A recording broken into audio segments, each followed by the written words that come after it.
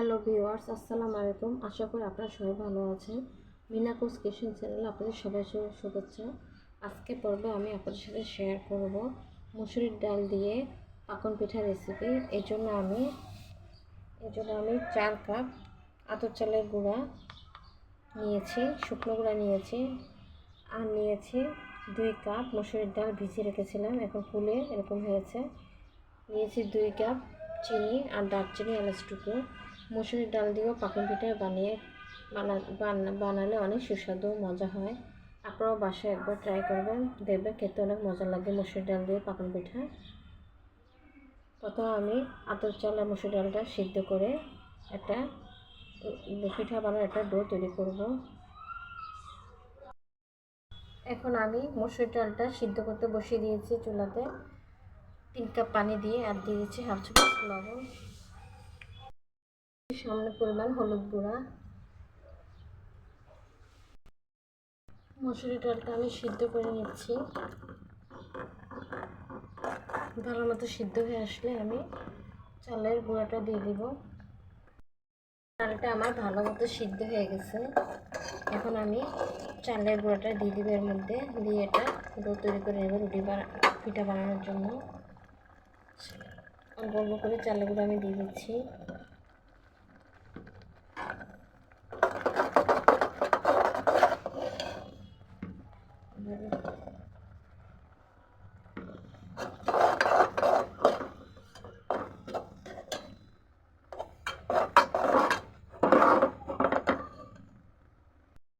বানানোর ডোটা আমার তৈরি হয়ে গেছে। এটা দিয়ে আমি এখন পিঠা বানিয়ে নিব। আমি একটা পাতিল বসিয়ে দিয়েছি চিনির শিরা বানানোর জন্য, পিঠা ভেজানোর জন্য। চুলাতে পাতিলে আমি 4 কাপ পরিমাণ পানি দিয়েছি। এখন দিয়ে দিয়েছি দারচিনি, এলাচ টুকরা, আর দিয়েছি 2 কাপ পরিমাণ চিনি। শিরাটা আমি বানিয়ে নিব। শিরাটা এদিক দিয়ে হতে থাকুক, ওই দিক দিয়ে আমি পিঠা বানাই।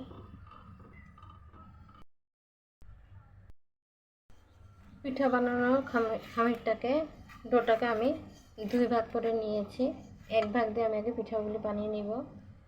একটা রুটি বেলার জন্য একটা পিড়ি নিয়েছি। এখন 1 ভাগ পিঠার ডোটাকে আমি ভালো মতো মেখে নিচ্ছি। পিঠার ডোটাকে আমি একটা বড় বলের মতো করে নিয়েছি। এখন থেকে আমি দিয়ে একটা বড় রুটি বেলে নিব।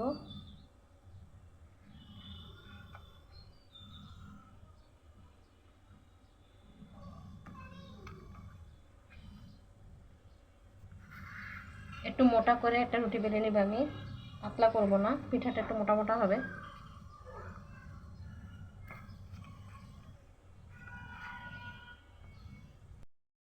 এরকম মোটা করে আমি একটা রুটি বেলে নিয়েছি, এরকম মোটা করে। এখন এটাকে আমি পিঠার শেপ দিয়ে কেটে নিব।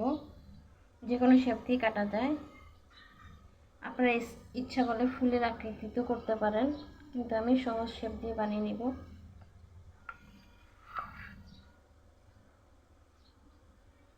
বেশি বড় বড় বানাবো না, মাঝারি সাইজ করে কেটে নিচ্ছি।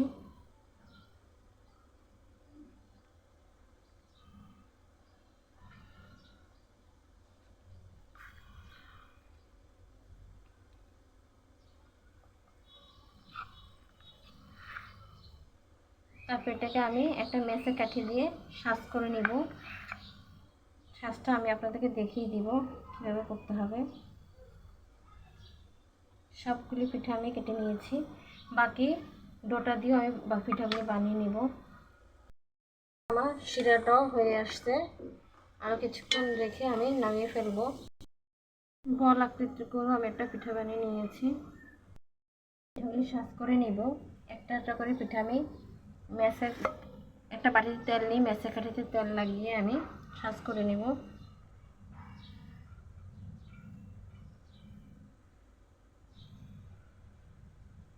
খেজুর কাটা থাকলে ভালো হতো, কিন্তু ঢাকা শহরে তো খেজুর কাটা পাওয়া যায় না, তাই মেসে কাঠিতে সাজ করে নিচ্ছি।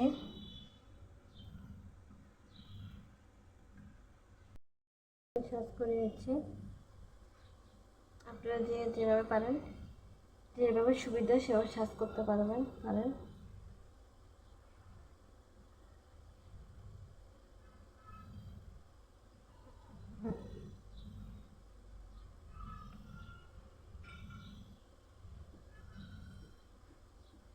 একটা পিঠা আমার সাজ করা হয়ে গেছে, আরেকটা পিঠা আমি তেল লাগিয়ে সাজ করে নিচ্ছি।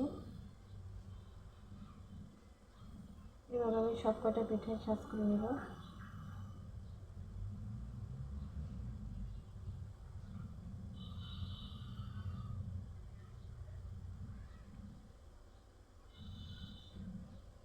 এখন পিঠাগুলো আমি তেলে ভেজে নিব। ওদিকে আমার শিরাটাও হয়ে গেছে। সব কটা পিঠে আমি সাজ করে নিব।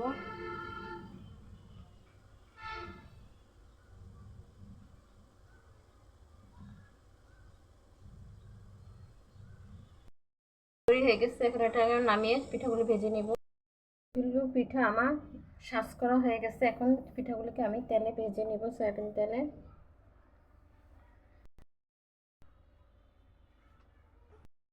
ভাজার জন্য আমি চুলাতে একটা ফ্রাই প্যান বসিয়ে দিয়েছি। এখন পরিমতো তেল দিয়ে দিব।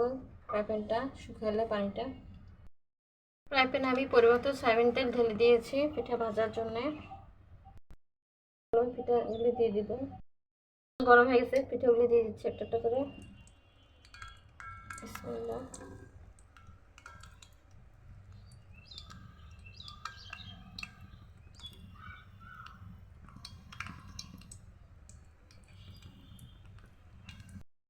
এক পাশ হয়ে গেছে, আমি আরেকটা উল্টে দিচ্ছি। সাবধানে উল্টাতে হবে যেন পিঠাগুলো ভেঙে না যায়।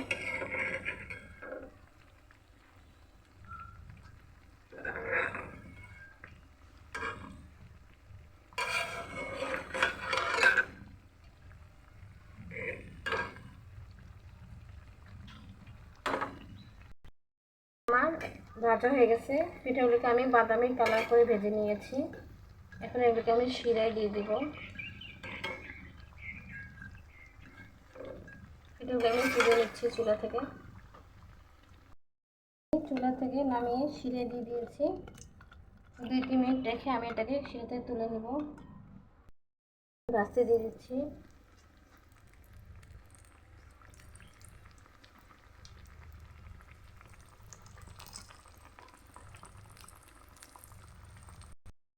এগুলো আমার ভাজা হয়ে গেছে, এগুলোকে আমি শিরাতে দিয়ে দিলাম।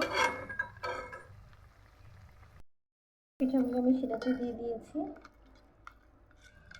এখন কিছুক্ষণ পর আমি শিরা থেকে উঠিয়ে ফেলবো বাকিগুলি। আমি শিরা থেকে তুলে নিয়ে একটা বাটিতে সার্ভ করে দিয়েছি। আজকে পর্যন্তই। সবাই ভালো থাকবেন। পিঠাগুলি খেতে অনেক টেস্টি ও ইয়ামি হয়েছে। সবাই ভালো থাকবেন। আল্লাহ হাফেজ।